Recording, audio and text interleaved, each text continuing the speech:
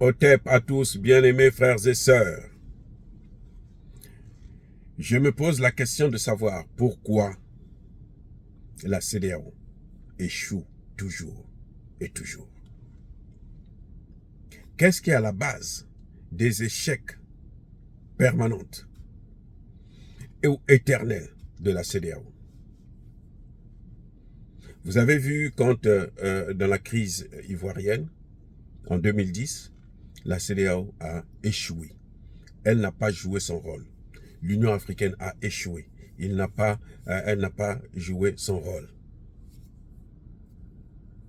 Lorsqu'ils ont intervenu avec l'histoire de l'ECOMOG,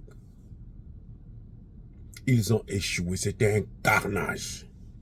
Des violations gravissimes des droits de l'homme de la part des soldats nigériens. Et qu'est-ce qu'ils ont obtenu eux-mêmes?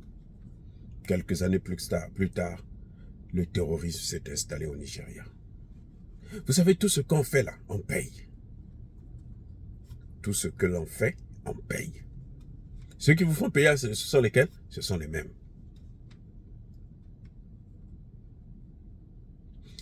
Le Tchad, que vous voyez là, quand les militaires tchadiens sont venus au Mali, ce n'était pas pour soutenir le Mali, le gouvernement malien. Ils sont allés s'installer à Kidal, c'était la capitale, le siège, le quartier général des terroristes. En fait, les Tchadiens sont venus pour faciliter, aider les Français à diviser le Mali. Quand Idriss Déby a envoyé ses soldats dans le Sahel, c'était pour le Mali. Morceler le Mali à la demande de la France. Qu'est-ce qui se passe maintenant? Qu'est-ce qui s'est passé après? Les mêmes Français ont assassiné Idriss Déby. Ils ont mis le fils pour essayer de compenser en espérant que le fils va faire exactement ce que le père fait. Et si le fils continue aussi, les mêmes choses produisent les mêmes effets. Donc on voit très bien que la CEDEAO échoue. Comment peut-on expliquer que Madame la CEDEAO invite un pays qui n'est pas membre de la CEDEAO pour assurer la médiation entre la CEDEAO et les putschistes? Le Niger est un membre de la CEDEAO. Donc d'autres membres de la CEDEAO vont attaquer un autre membre de la CEDEAO. Vous ne voyez pas que c'est absurde? Mais ils sont en train de tuer la CEDEAO. Comment cette CEDEAO peut encore s'asseoir avec ces pays-là qu'ils ont agressés et puis ensemble avoir des projets communs? La CEDEAO a échoué sur toute la ligne. Elle veut maintenant faire la politique alors que c'est une institution économique. Et elle veut faire la politique en quoi? Une politique d'ingérence.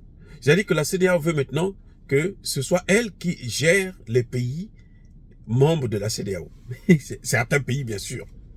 Là où la France a perdu la main. Ils veulent gérer ça. Vous savez, la CEDEAO a demandé à ce qu'elle puisse rédiger la constitution de la Guinée. Maintenant, elle veut gérer le Niger. Elle sait que Bazoum ne reviendra plus. Elle veut gérer le Niger. En fait, elle veut mettre le Niger dans les mains de la France. Et c'est ça le problème de la CEDEAO. La CEDEAO échoue toujours. Parce que la CEDEAO, ce n'est pas une CEDEAO des peuples. C'est une CEDEAO des chefs d'État bidons, ramassés à la cuillère, à la va-vite, pour former, soi-disant, un gouvernement dans chaque pays de la CEDEAO. Puisque le président de la CEDEAO lui-même, c'est un drogué, un trafiquant de drogue, et il a triché pour être là, président à la tête de, de son pays, le Nigeria. 2. La CEDEAO échoue parce que la CEDEAO n'a pas de position à elle. Elle reçoit des positions de l'extérieur, des pays de l'OTAN, des pays occidentaux, qui n'ont que des intérêts à préserver en Afrique et qui s'en fichent éperdument de l'avenir de l'Afrique, du continent. Comment voulez-vous qu'une telle institution puisse réussir? Ils ne peuvent pas. En ce moment où nous parlons, Tinubu reçoit des pressions incroyables de la part de la France et de la part des États-Unis d'Amérique. Qu'est-ce qui se passe?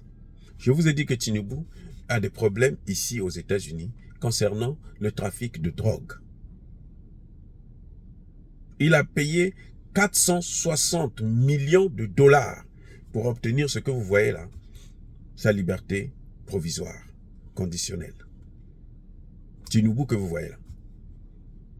Donc lui, il a peur. S'il ne fait pas attention, on va le prendre, on l'amène en prison. Même président, il s'en fiche les Américains. C'est ça le piège dans lequel la CEDEAO se trouve. Parce que la CEDEAO n'est pas autonome.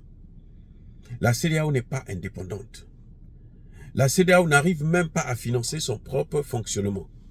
Ce sont les Occidentaux qui lui donnent de l'argent.